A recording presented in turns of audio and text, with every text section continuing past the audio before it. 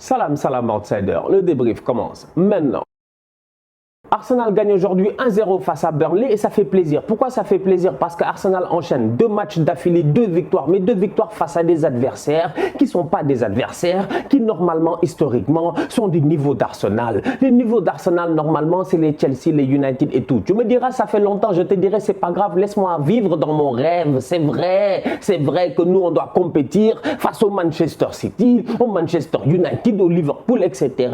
Dieu a fait que ces temps-ci, on galère, c'est compliqué. Ça fait plusieurs années et nous voilà, je dis bien, à nous battre pour peut-être même le maintien. Donc du coup, on bat Norwich 1-0, on bat Burnley 1-0. Sincèrement, en tant que gunner, je suis content parce que Arsenal remonte au classement. Maintenant, à un moment donné, quand tu enlèves tout cela et que tu passes à l'aspect terrain en tant que tel, j'ai envie de dire que pour la première fois depuis assez longtemps, il y a du positif. Et parmi le positif, j'ai envie de commencer d'abord par les joueurs sur le terrain. Aujourd'hui, j'ai envie de saluer Ramsdale parce que Ramsdale, quand même, il fait un très bon match face à Burnley. Aujourd'hui, j'ai l'impression, comme j'ai eu à dire la dernière fois, que Arteta a tranché. Leno sera sur le banc, Ramsdale sera numéro 1. Le problème de Ramsdale, c'est que historiquement parlant, le petit a une malédiction. Ramsdale, partout où il est allé, ce club-là est allé en 2e division. J'espère à Arsenal, la malédiction sera brisée. Ramsdale sort une top performance, que dire de la défense devant lui?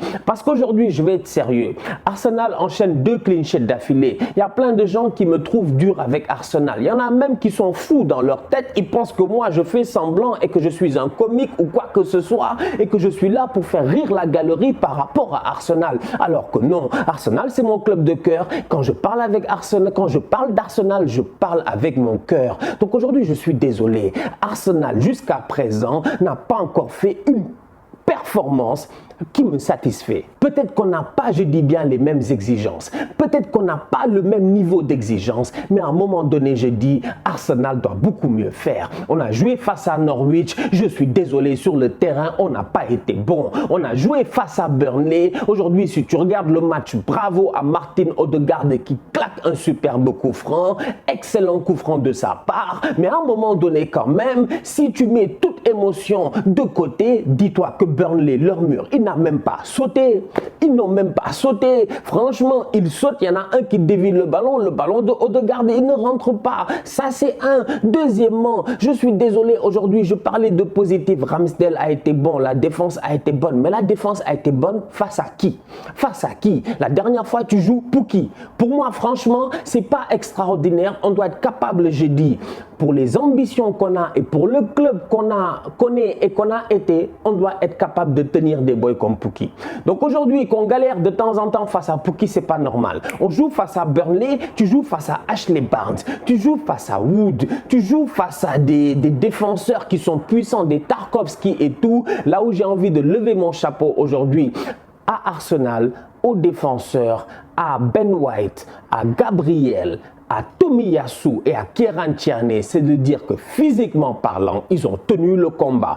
Parce que ces attaquants-là en première ligue, c'est pas les meilleurs attaquants. Nous, on le sait tous. Ashley Barnes, Wood, tout ça, c'est pas des grands attaquants. Par contre, c'est des gars qui sont chiants. Ils sont emmerdants. C'est difficile de jouer Burnley chez eux. Donc aujourd'hui, que mentalement parlant, que physiquement parlant, sur les contacts, sur les duels, que cette équipe d'Arsenal-là ait réussi à tenir face à Burnley, sur les coups de pied arrêtés qu'on ait réussi à tenir face à Burnley, franchement, à mon humble avis, ça, c'est du positif.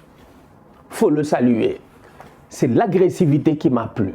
Maintenant, il va falloir faire beaucoup mieux au niveau de la concentration. Parce qu'à un moment donné, franchement, on a joué Burnley, on a joué Norwich, on a joué, comme j'ai dit, des Wood, des Barnes et des Pukki. Mais par contre, quand tu vas tomber face à Lukaku, quand tu vas tomber, je dis bien, face à Cristiano Ronaldo, quand tu vas tomber face à d'autres joueurs et d'autres attaquants, il va falloir que la concentration et le focus soient là. Physiquement parlant, aujourd'hui, défensivement, Arsenal fait un bon match.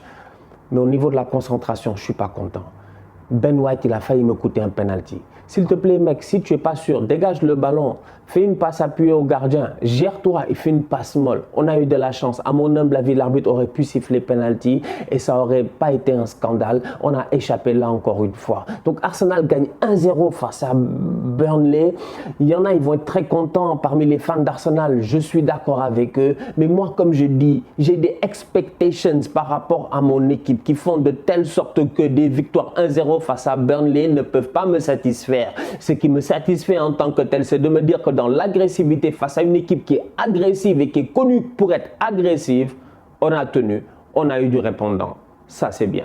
N'empêche, Arteta, c'est un tocard. Arteta restera un tocard et Arteta ne me rassure pas. Parce qu'aujourd'hui, tu regardes le football d'Arsenal, tu te rends compte que le football est téléphoné. Le football est très téléphoné. Il est très téléphoné. Il est trop téléphoné. Les standards de base d'Arsenal qui faisaient qu'on était capable de te surprendre entre des passes, entre des lignes, des mouvements de joueurs, c'était même pas des triangles qu'on faisait à Arsenal, frérot. Je te dis bien, c'est des hexagones qu'on faisait sur le terrain, des heptagones et des nonagones. Je sais même plus comment ça s'appelle. Bref, tout ça pour dire qu'aujourd'hui, on était capable de créer des sentiers sur le terrain pour brouiller notre adversaire. On joue face à Burnley et au milieu de terrain, on se fait bouffer. Et Arteta ne réagit pas. Franchement, autant la défense a été solide, autant Thomas Partey a été tout seul. Et je dis bien Thomas Partey a été tout seul. À côté de lui, aujourd'hui, dans le 4-1-4-1 de Arteta, il avait qui devant lui? Smith Rowe et Odegaard. Smith Rowe et Odegaard, offensivement parlant, ils ont fait leur match. Smith Rowe, franchement, on lui a donné le 10, mais bon, il va falloir que tu fasses beaucoup plus parce qu'on s'attend à ce que tu fasses beaucoup plus. Odegaard, il est en train de se gérer dans le football, de belles ouvertures à gauche, à droite, notamment vers Tierney. Il n'y a pas de problème.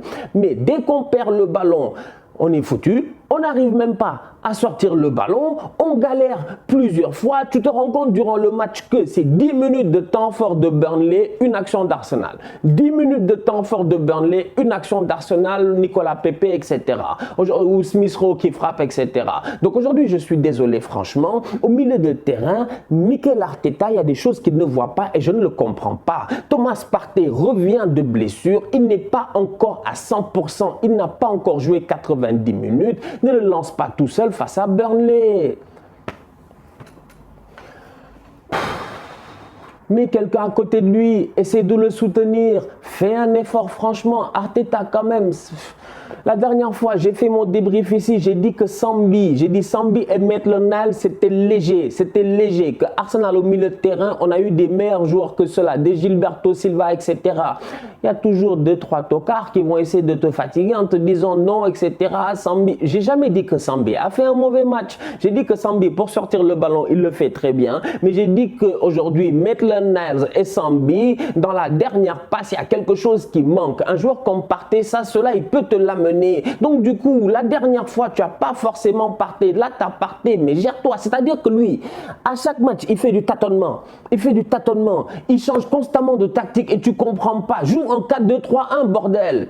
Joue en 4-2-3-1 à un moment donné. 2 doubles pivots, Partey Sambi, Partey Granit Xhaka. Tu me mets, je dis bien, Odegaard ou Smith Rowe en 10 et tu fais la rotation entre les deux, entre les compétitions. Tu mets Saka sur un côté, Pepe de l'autre et Aubameyang en pointe. C'est pas compliqué, mais il faut qu'il vienne avec des 4-1-4-1, des systèmes. On lui a pas demandé. Arsenal joue face à Burnley. On gagne sur un but de Odegaard. Il n'y a pas de problème. La semaine passée, on gagne sur un but qui est presque hors jeu de Aubameyang. Il n'y a pas de problème. Mais on te dira que dans le football, on s'est amélioré. On ne s'est pas amélioré.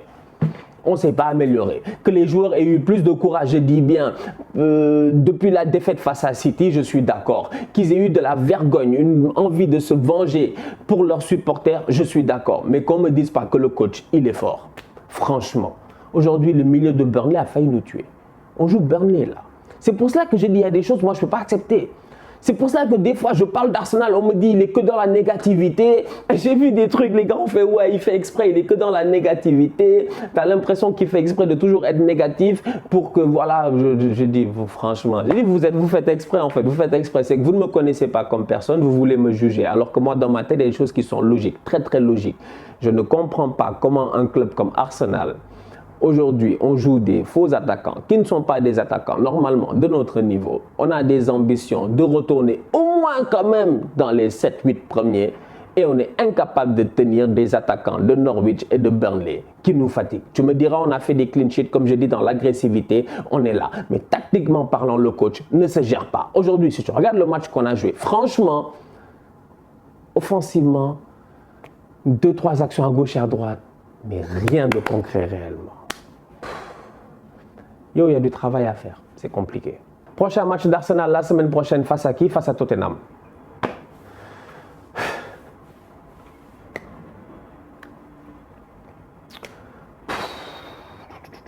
Derby de Londres. Tottenham. On va jouer Arsenal-Tottenham la semaine prochaine. C'est-à-dire que là, c'est le match en fait d'émotion. C'est le match qui fait mal. C'est le match que si tu le perds, tu as mal parce que tu n'as pas le droit de perdre face à Tottenham à domicile. Arsenal va jouer face à Tottenham. Tottenham de Nuno Espirito Santo. Cette équipe de Tottenham là qui ces dernières années, franchement, qu'on le veuille ou non, il faut l'accepter. Ils sont meilleurs que nous. Il va falloir qu'on tape Tottenham. Il va falloir continuer sur notre lancée. Déjà en Carabao Cup cette semaine, il va falloir gagner face à Wimbledon. Mais ensuite, il va falloir gagner face à Tottenham, franchement. Et d'ailleurs, on joue Wimbledon en Carabao Cup, je m'attends à un score de tennis. Maximum de confiance, 5-6-0. Les gars, gérez-vous. Tu vas voir, on va perdre 1-0. La famille, on se capte très bientôt pour un nouveau débrief. D'ici là, continue à liker, on continue à partager. On s'abonne, on s'abonne, on s'abonne. On est ensemble, on reste en santé. Tous outsiders.